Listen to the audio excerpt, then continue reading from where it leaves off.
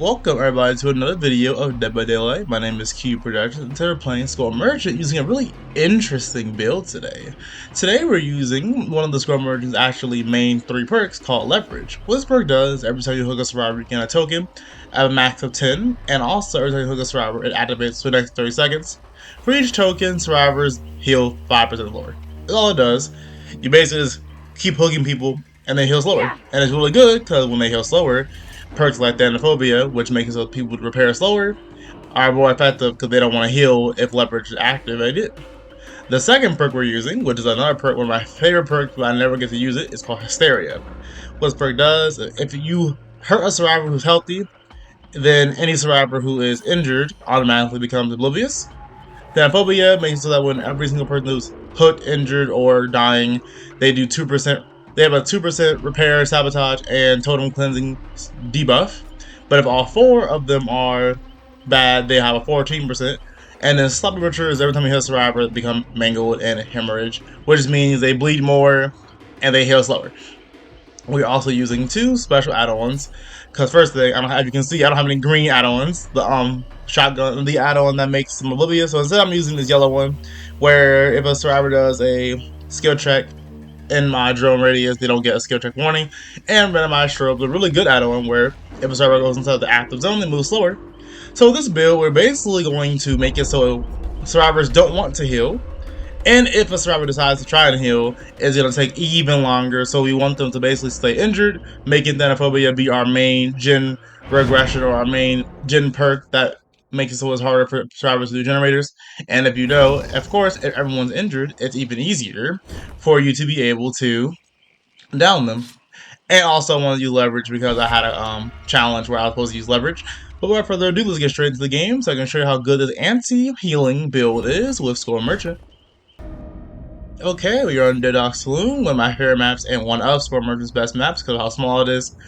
I know this map can be kind of good for Survivor because of how, even though yes, it's kind of small, Survivors have really good pallets and really good loops.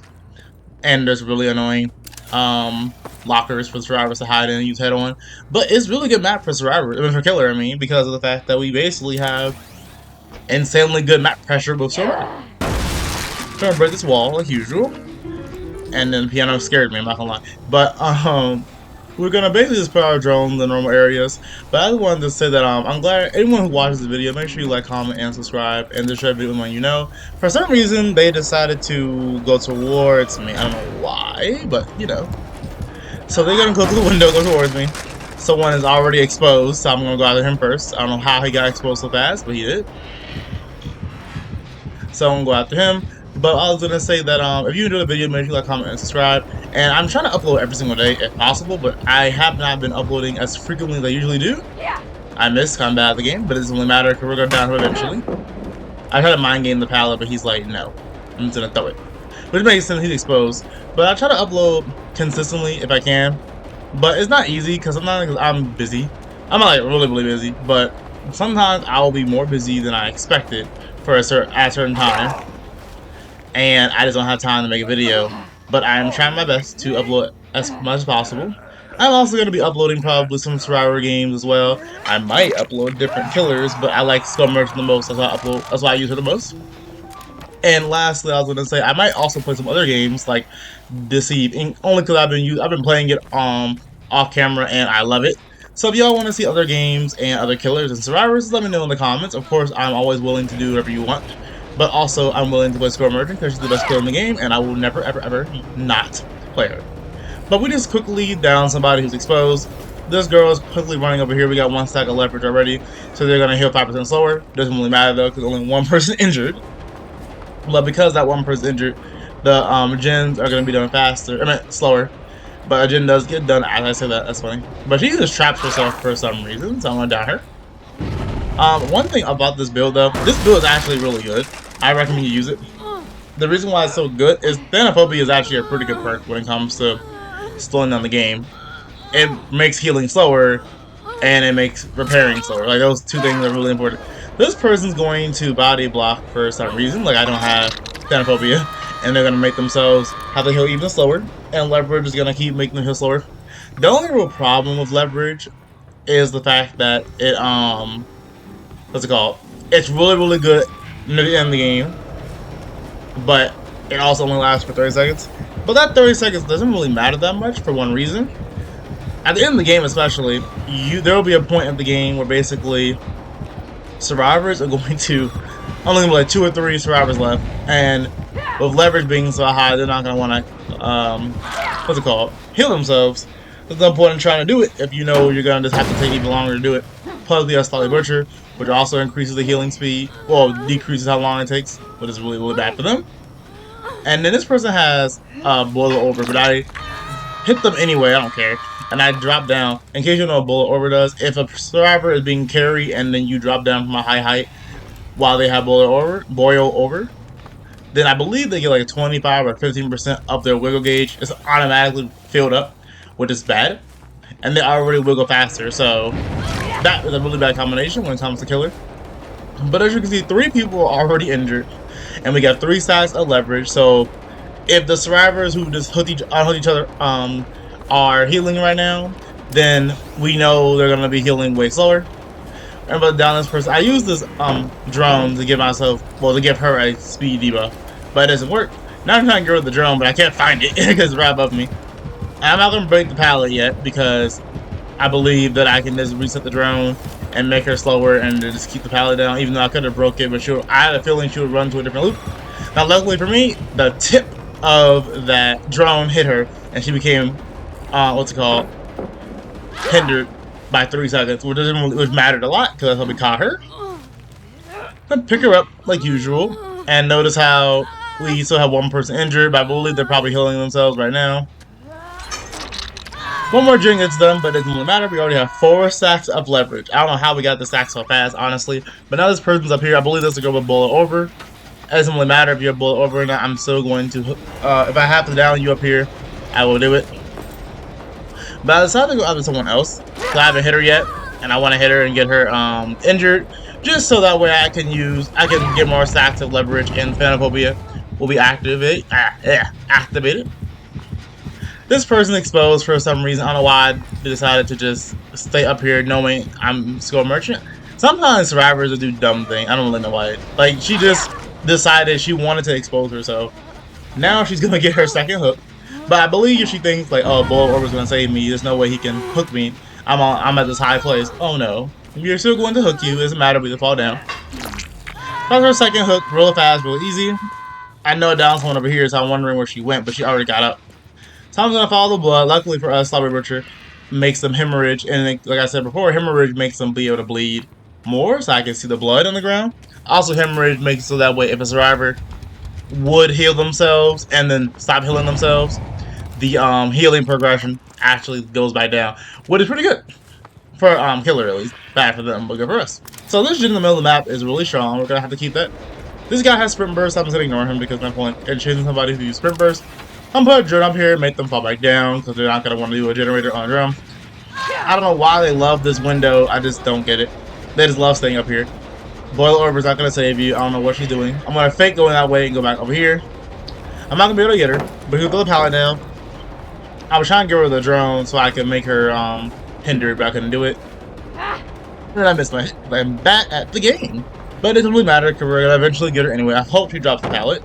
But sadly, she blinds me, so I don't know where she is, but I have ears, so I'm gonna find her.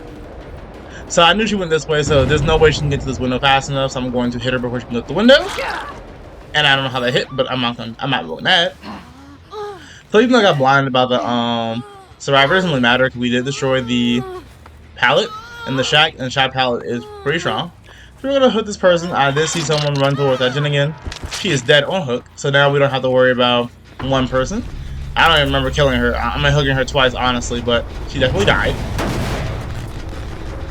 So now that we have 1 person out of the game, we definitely, I'm not gonna say we already won, but let's be honest, we won. Like if you've seen all my videos, you know how, I'm not gonna say how good I am with Skull Merchant, but you know that I already know how to protect a good gen. I already know how to destroy survivors. But we've already killed somebody and we've already won. And this build makes them oblivious if they're injured, and it makes them do gen slower and heal slower. Like there's no way they're going to want to stay injured Well, they're gonna want to heal, but they don't. But at the same time, it doesn't take longer for them to heal than it would for them to do a gen. So there's no point in doing it. Also, I noticed, I don't know why, when you go towards the gen over here, the game like slows down. I don't know why it does that, but I think that was fixed in the next update. At the time of recording this video, I was still in the update before they fixed everything. As you can tell by Score Merchant, when I hit a survivor, I still have no sound on my hit. That's because I'm in the update report. So this is the second hook. I'm going to put a drone still near this generator. I don't care if he's near the hook or not. I'm gonna try and put one there, but I can't yet because I have a generator. I have a drone next to the other gen over there, so I have to get rid of that one, and it's not in the right area. But oh well, it doesn't really matter because I'm pretty sure the survivors are not on any gens right now. And it said that one of them is rescuing the other one. And I don't know where the third survivor is. I know one of them is on the hook, one got rescued. But this guy, I think he just gives up. I know he has sprint burst, so he's gonna probably run away. Yep, as expected. But I don't know what he was doing right there. I could have hit him, but in my head I expected him to use sprint burst. So I just purposely didn't even try to hit him. So he's just gonna sit right here, blind me. I don't really care about that. Because all I care about really is trying to go back and protect my generators. But I heard him go over here, so I'm gonna go over here. And I don't know how I missed, but I mind gamed him so I would be able to hit him, and I still missed. But now he's hindered, so there's no way he can not get hit. But I missed that too, and I don't know that hit. I feel like those last two hits were just false. There is no way those two hits missed, but whatever. The Paladin one I can see, but the Paladin one, when the Paladin was already so up, no, I definitely hit him, but it doesn't really matter. We're still going to win no matter what because of how my Score Merchant works, so I don't lose. So Score Merchant. So I'm going to hit this person. So I knew she was there because I see a claw trap on her, and also I heard the generator go off. I was going to go on the gen anyway. So I know someone exposed. It's him. Now the reason why I went after him instead of going after her is this simple. I hit him right there. The reason why I hit him right there is because when I hit her and she became injured, he got hysteria and became oblivious. So he was running around for some reason. Don't know where he was going, but he was running around. But hysteria made him oblivious. So because of that reason, he didn't know that I was coming from over there. So he got startled and I got a free hit. This person thinks I don't have eyes, so she decides to hide behind the generator with a giant medkit in her hand. Like I'm not gonna be able to see that. Then she busts the window, gets stuck, and I get a free hit. Very simple, easy game, honestly. This game went, like, I had a feeling this game was gonna be hard. And the main reason why I thought that was because of the fact that even though I do play Score Merchant a lot, I know what I'm doing, and this map is really good with her. Normally I use perks that help me with gen control. None of these perks help me with gen control besides xenophobia. But instead what they do is these perks make it so survivors don't want to heal themselves. And if a survivor doesn't want to heal themselves, or a survivor can't heal themselves, then they're going to be injured. And when you're playing a killer who's basically an M1 killer, being able to injure people really easily or keep them injured is always strong. So I'm going to close the hatch because luckily for me, it's spawned right next to me. Then she looks at me like, really? I'm sorry. So I'm going to do this chase, not really special, but I'm going to put this drone up to hopefully get her exposed and end this chase quickly. The game's already over, but she lost the paddle though. She can activate her live to get out of the drone radius fast enough. And I'm like, I'm sorry, but there's no way you're going to get that hatch. When I play Score Merchant, everyone must die a painful death. Nothing special, but I don't really care. So we get, so now this build works so well. I do recommend, by the way. This build is really interesting. Like, this is the first time I made a build. I don't know the first time, but the first time I made a build with Score Merchant where it's not as focused on gens. But it worked out because sometimes you don't have to be focused on gens with a killer or to win. Score Merchant just can control gens with her power already, so you can focus on doing other things like making them not be able to heal.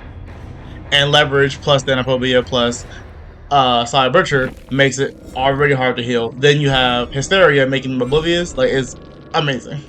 But if you enjoyed the video, make sure you like, comment, and subscribe. Share the video with anyone you know. And I'll see y'all in the next video. I love reading y'all's comments. And if you have any idea for different games you want me to see, you want me to play, just let me know in the comments. I'll see y'all next time.